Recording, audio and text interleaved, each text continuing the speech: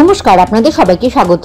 আদতে রুশ প্রযুক্তিতে যে ট্যাঙ্ক তৈরি করা হয়েছিল তার খোলঞ্চে সম্পূর্ণ বদলে ফেলেছে ভারতীয় সেনাবাহিনী। সোমবার সেই বদলে ফেলা ট্যাঙ্কটিকেই প্রথমবারের জন্য প্রকাশ্যে আনা হলো। এর পোশাকি নাম T9 ভীষ্ম।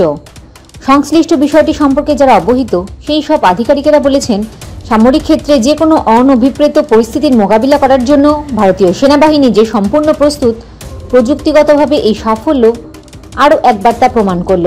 নাম প্রকাশে অনিচ্ছুক এমনই এক আধিকারিক এই প্রসঙ্গে জানান, মূল ট্যাঙ্কটির প্রত্যেকটি অংশ খুলে ফেলা হয়েছিল, প্রত্যেকটি নাট, প্রত্যেকটি বল্টু আলাদা করে ফেলা হয়েছিল। তারপর সেগুলিকে একেবারে নতুন করে পুনরায় জোড়া লাগানো হয়, সম্পূর্ণ নতুন করে তৈরি করা হয় ওই ট্যাঙ্ক।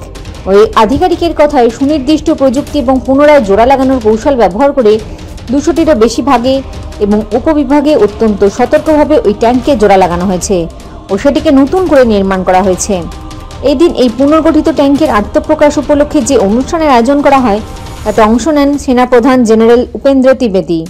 তথ্য বলেছে, T9 ট্যাঙ্কগুলি চেন্নাইয়ের নিকটবর্তী আভাদিতে অবস্থিত ভারী যানবাহন নির্মাণ কারখানাতে রাশিয়ার লাইসেন্সের অধীনে নির্মাণ করা হয়েছে।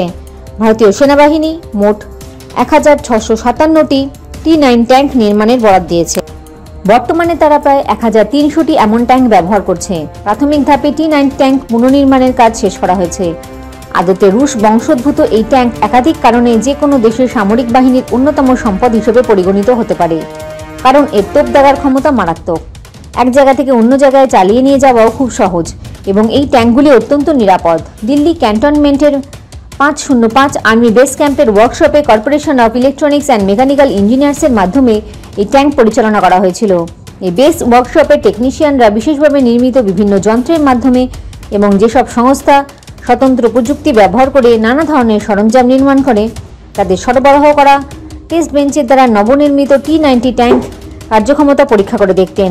সংশ্লিষ্ট এক আধিকারিক এই মর্মে জানিয়েছেন, এই ট্যাঙ্কটিকে এমনভাবে পুনর্নির্মাণ করা হয়েছে যে কোনো ভূমিরূপেই অনায়াসে যাতায়াত করতে পারবে।